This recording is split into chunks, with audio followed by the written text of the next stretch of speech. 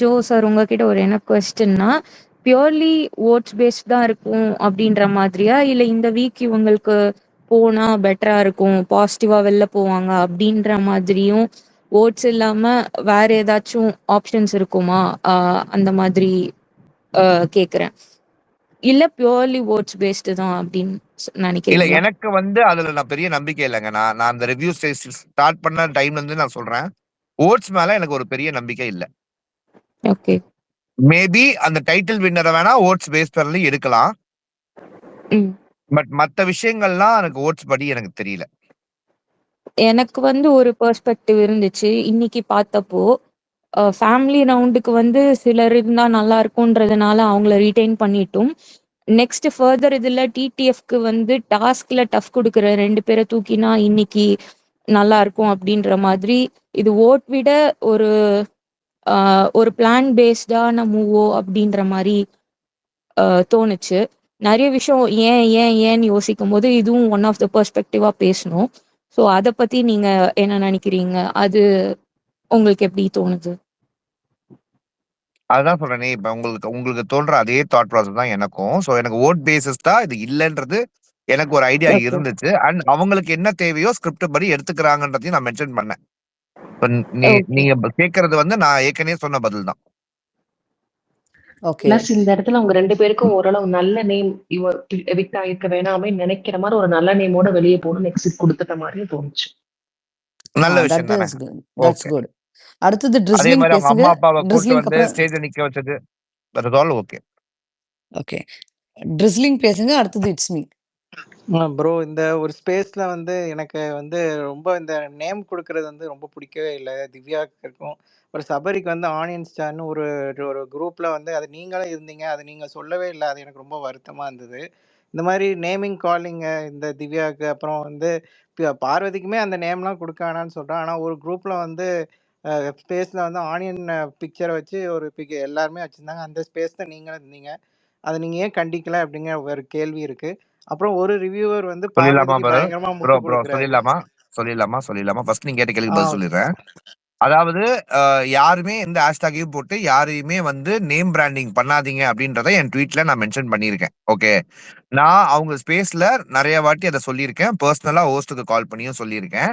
நான் அபியூசிவா போடல. நாங்க இப்ப எப்படி வாட்டர்மெலன் ஸ்டாரோ அந்த மாதிரி ஆனியன் சொன்னதுனால நாங்க ஆனியன் ஸ்டார்னு போடுறோம்.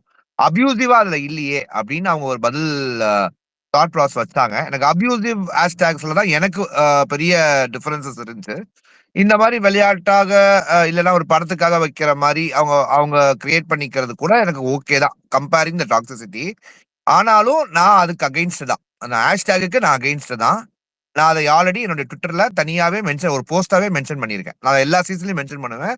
அதை மென்ஷன் பண்ணியிருக்கேன். நம்ம சொல்லதான் முடியும், நம்ம சொல்லிக்கிட்டே இருக்க முடியாது. நம்ம சொல்லிக்கிட்டே இருந்தாலும் அவங்க கேட்க மாட்டேன்ற தாட்ல இருக்கவங்க கிட்ட சொல்லும் போது நம்மளுக்கு கஷ்டம் தான். Okay bro. இன்னொரு கேள்வி என்னன்னா, ஒரு reviewer atleast they are not டாக்ஸிக்னு நினைக்கிறேன்ல, அது வரைக்கும் எனக்கு போதும். Okay bro. இன்னொரு கேள்வி என்னன்னா, ஒரு ரிவ்யூவர் இப்போ நீங்களாம் பாசிட்டிவ் நெகட்டிவ் எல்லா கண்டஸ்டன்ட் சொல்றீங்க. ஒரு ரிவ்யூவர் பார்வதிக்கே சொம்படிக்கிறாரு, பார்வதி தான் ஜெயிப்பாரு அப்படின்னு ரொம்ப பீத்திட்டு இருக்காரு. இந்த சீசனோட ரிவ்யூ பண்ண மாட்டேன்லாம் சொல்றாரு. ஆனா இப்படி பண்ணி தான் ஒருத்தவங்கள ஓட்டு ஏற்கனவே இவர் அசீமுக்கும் இதே மாதிரி தான் பண்ணிட்டு இருந்தாரு. அசீமை ஜெயிக்க வச்சேன்னு ஒரு பீத்திட்டு இருந்தாரு. ஏன் இந்த வேலையை திரும்ப திரும்ப அவர் பண்றாரு? எங்களுக்கு கஷ்டமா இருக்கும்ல. இப்படி ஒரு பீப்புள் அவருக்கான ஃபேன்ஸ் சப்போர்ட் கிடைச்சு வச்சிருந்தாரு. ஒரு நிமிஷம் கொஞ்சம் பார்த்து பேசுங்க. நீங்க பேசுங்க, உங்க கருத்து வைங்க, கொஞ்சம் பார்த்து பேசுங்க. கருத்து வைங்க. நம்ம டைரக்ட் அட்டாக் பண்ண வேணாம். உங்க கருத்து எனக்கு புரியுது பிரதர். அதாவது ரொம்ப சிம்பிள் பிரதர். இங்க நீங்க பேசுற இங்க அத்தனை பேருக்கும் இந்த ஷோவுக்கும் 10 பைசா பிரயோஜனம் இல்ல. நீங்க ஜஸ்ட் உங்க ஆதங்கத்தை நீங்க செலவு பண்ணி பாக்குற ஒரு ஷோல அதுல உள்ள ஆதங்கத்தை இங்க எல்லாரும் கொட்டுறீங்க. ஓகேவா? ஆனா எங்களை மாதிரி சேனல்ல பேசுற எங்க எல்லாருக்குமே ஒரு ஆதாயம் இருக்கு. ஓகேவா? நாங்க எல்லாருமே காசு சம்பாதிக்கிறோம். ஓகே, ஆனா அந்த காசை எப்படி சம்பாதிக்கிறோம் அப்படின்ற ஒரு எத்திக்ஸ் இருக்குல்ல, அந்த எத்திக்ஸை நான் கடைபிடிக்கிறேன். ஓகே, அதாவது உண்மையை பேசி நான் சம்பாதிக்கிறேன் அப்படின்ற ஒரு எத்திக்ஸை நான் கடைபிடிக்கிறேன். அதை எல்லாரும் கடைபிடிக்கணும் அப்படின்ற ஒரு அவசியம் அவங்களுடைய எண்ணம் போல் வாழ்க்கை கான்செப்ட்ல இருக்கு. அதாவது ஒரு நெகட்டிவ்க்கு ஒருத்தங்க சப்போர்ட் பண்றாங்க அப்படின்னு நீங்க நினைச்சீங்கன்னா அது டிஃபரன்ஸ் என்ன இருக்கும் அப்படின்னா, நாம 10 பேர் வந்து இது தப்புன்னு சொல்றத இல்ல அது சரி அப்படின்னு ஒருத்தர் சொல்லும் போது அதை சரின்னு நினைக்கிற ஒரு குரூப் எல்லாம் அங்க சேரும். இப்ப எனக்கு வந்து டிஃபரன்ஸ் ஆஃப் ஆடியன்ஸ் வந்து பார்க்க மாட்டாங்க. ஓகேவா? இப்ப எனக்கு என்னுடைய ஷோ வந்து ஓகே இது பயாஸ் இல்லாம இருக்கும் அப்படின்றத பேஸ் பண்ணி வர்றவங்க, ஒரு பார்வையில வர்றவங்க என்னுடைய ஷோ வந்து பார்ப்பாங்க. ஆனா ஒரே ஒரு கண்டஸ்டன்ட்க்கு மட்டும், அதுவும் பர்ட்டிகுலரா நெகட்டிவா இருக்க கண்டஸ்டன்ட்ட அடிக்கிறாங்க, இல்ல அதே கண்டஸ்டன்ட்ட புகழ்றாங்க அப்படின்னா, அந்த கண்டஸ்டன்ட்ஸோட ஃபேன்ஸ் வந்து அந்த ப ஆ ஆட்களுக்கு ஒரு பெரிய ஒரு வியூவர்ஷிப்ப குடுப்பாங்க. அதை வைத்து அந்த நெகட்டிவை வைத்து அவங்க வந்து எவ்வளவு பணம் பார்க்கலாம் அப்படின்ற ஒரு தாட் ப்ராசஸ் வச்சு தான் இங்க அவர் ரிவ்யூவர் மட்டும் கிடையாது. இந்த சோஷியல் மீடியால போஸ்ட் போடுற எல்லா ப்ளூ டிக் ஐடியும் அதை பேஸ் பண்ணி தான் இங்க இங்க சொல்லுது. ஓகேவா? இம்ப்ரெஷன்ஸ் அப்படின்னு சொல்லுவாங்கல்ல, அது போல. ஓகேவா? சோ நான் என்ன சொல்ல வரேன், நாம அத ரொம்ப பெருசா ரியாக்ட் பண்ணாம, நம்மளுடைய தாட்ல நாம கரெக்ட்டா இருக்கோம். நம்மளுக்கு கரெக்ட்டான விஷயத்த நம்ம பகிர்றோம். நாம அதனால நிம்மதியா தூங்குறோம். இத மட்டும் மைண்ட்ல வச்சுக்கிட்டீங்கன்னா, வி ஆர் ஹேப்பி. ஓகே. இப்ப நெக்ஸ்ட் ஃபர்ஸ்ட் வந்து இட்ஸ் மீ பேசுங்க. அதுக்கப்புறம் தஹீரா, அதுக்கப்புறம் அனாமிகா. ஓகேவா? இட்ஸ் மீ கேளுங்க. Regarding this name calling bro, ஒரு சிலருக்கு அவங்க பண்ற நேம் காலிங்கா இருந்தாலும் அது தப்பு தான், நான் இல்லைன்னு சொல்லலை. நேம் காலிங் தப்பு தான், அது வந்து போடக்கூடாது தான். இருந்தாலும் அவங்க பண்ற விஷயத்துக்கும் அந்த நேம் காலிங்க்கும் ஏதோ ஒரு வகையில கொஞ்சமாச்சும் சம்மந்தம் இருக்கு. ஆனா திவ்யாக்கோ இன்னும் ஒரு சிலருக்கோ போடுற நேம் காலிங்க்கும் அவங்க அந்த ஷோல பண்றதுக்கும் சம்மந்தமே இல்லை. ஆக்சுவலா திவ்யாக்கு ஒரு நேம் கால் பண்றாங்க இல்லையா, அந்த நேம் காலிங்க்கு சூட்டபிளான ஆள் யாருன்னு பார்த்தா, அந்த நேமை வச்சு திவ்யாவை அபியூஸ் பண்ண நினைக்கிறாங்கல்ல, அவங்க ரூட் பண்ற பர்சன் தான் ஆக்சுவலா அப்படி இருக்காங்க. அவங்களே அப்படி ஒரு பர்சனை வச்சுக்கிட்டு சம்மந்தமே இல்லாம, இவங்களுக்கு சம்மந்தம் இல்லாம ஒரு டேக் கொடுக்குறாங்க இல்லையா, அது ரைமிங்கா வருதுன்ற ஒரே காரணத்துக்காக. அது வந்து நான் இன்னுமே தப்புன்னு பாக்குறேன். நேம் காலிங் தப்பு தான், பட் சம்மந்தமே இல்லாம அவங்க பண்ணாத ஒரு விஷயத்த நேம் கால் பண்றது இன்னுமே தப்பு அப்படின்னு நினைக்கிறேன். இல்லங்க, ஒண்ணே ஒண்ணு நல்லா புரிஞ்சுக்குங்க. கெட்டவனுக்கு யாரு கெட்டவன்? அவன் தான் நல்லவன். புரியுதா உங்களுக்கு? சோ அவங்கள பொறுத்த வரைக்கும் நல்லவன் தான் அவங்களுக்கு கெட்டவன். சோ அவங்கள பொறுத்த வரைக்கும் டாக்ஸிசிட்டி நார்மல். வித்தவுட் டாக்ஸிசிட்டி தான் டாக்ஸிசிட்டியே. ஓகேவா? ஆமா இது எப்படி சொல்றதுன்னா, ஆமா ரொம்ப ஆமா சிம்பிளா புரியுது சொல்லணும்னா, புரியுது. அதுதான். சோ அதனால அவங்க வந்து அவங்க செய்யறத அதாவது அவங்களுக்கு வந்து ஆப்போசிட்ல வைக்க பாயிண்ட் இல்ல. சோ அவங்கள நீங்க என்ன பாயிண்ட்ல சொல்றீங்களோ அந்த பாயிண்ட் ஆப்போசிட்ல வச்சா ட்ரிகர் பண்ணலாம்னு ட்ரிகர் பண்றாங்க. நீங்க ஏன் ட்ரிகர் ஆகுறீங்க? ட்ரிகர் ஆகாதீங்க. நம்ம பெஸ்ட் அவங்களுக்கு நம்ம திருப்பி கொடுக்கிறது, அதை கண்டுக்காம போறதுதான். நம்மள எது பண்ணணும்னு நினைக்கிறாங்களோ அதை அவங்க வந்து ஜெயிச்சது மாதிரி பண்ணவே கூடாது. அது கரெக்ட் தான் ப்ரோ.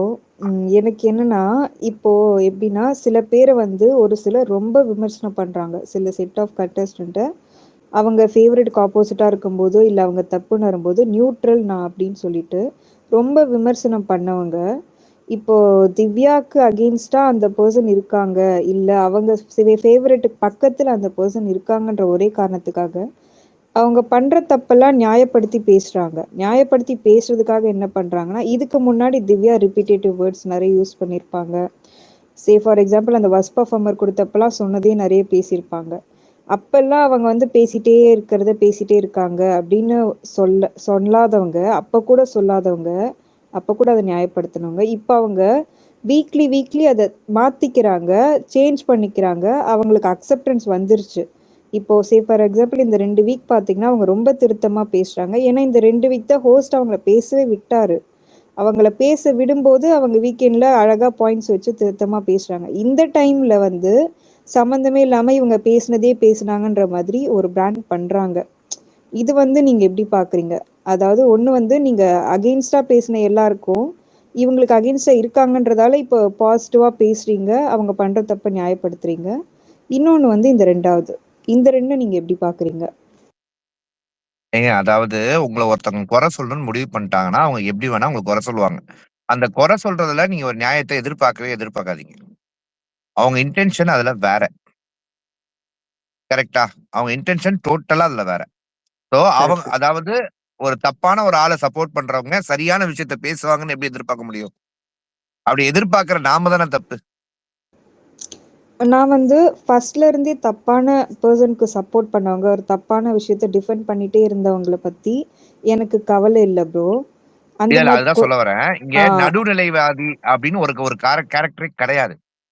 இப்ப என்னையே எடுத்துக்கிட்டீங்கன்னா, நடுநிலைவாதின்றத விட நடுநிலை அப்படின்றது கெட்டவனா இருந்தாலும் சரி, நல்லவனா இருந்தாலும் சரி நான் சப்போர்ட் பண்ணுவேன்றத நடுநிலைவாதி இப்ப இப்ப சொல்லப்படுது. நான் வந்து சரியான விஷயம் இல்ல அது ஓகே. இன்னைக்கு வரைக்கும் பிரவீனோட இத பிரசன்ஸ் வந்து சொல்லிக்கிட்டே இருக்காங்க. அவர் சூப்பர் பிளேயர், நல்ல பிசிக்கல் டாஸ்க் விளையாடுவார்ன்னு சொல்லிக்கிட்டே இருக்காங்க. அப்படி பார்த்தா ஒரு வுமன் சைடு அந்த பொண்ணு ஸ்போர்ட்டிவா எடுத்து நல்லா விளையாண்டுருக்கு.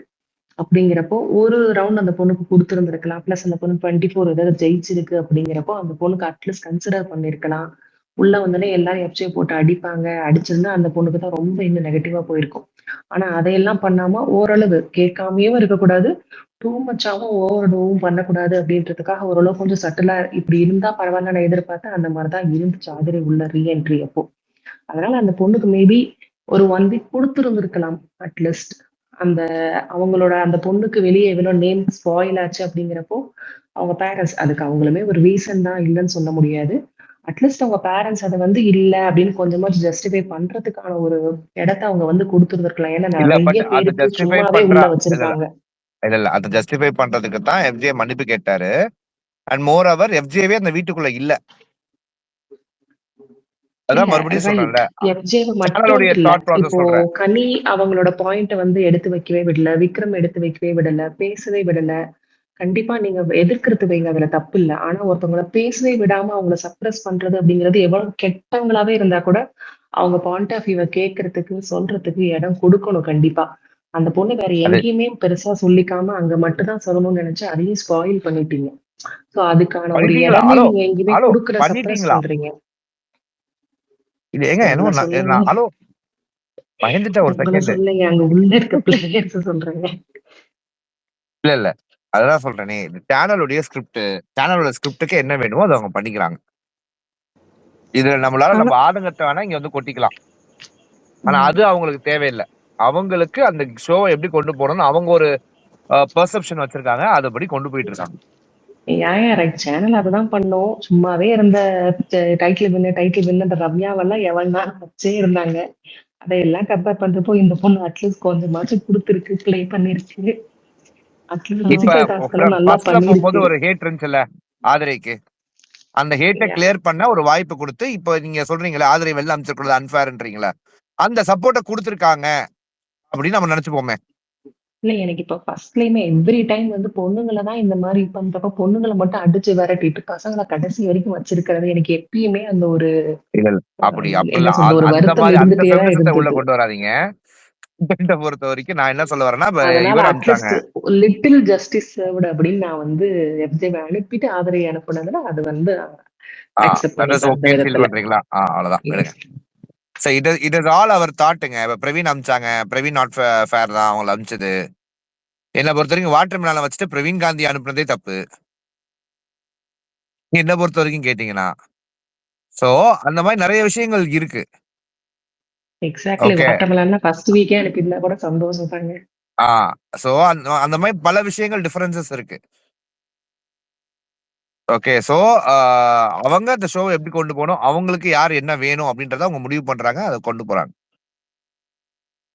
அண்ட் நீங்க ரூட் பண்ணுங்க. நான் எப்பவுமே அந்த ஃபேன்ஸுக்குலாம் என்ன சொல்லுவேன்னா இந்த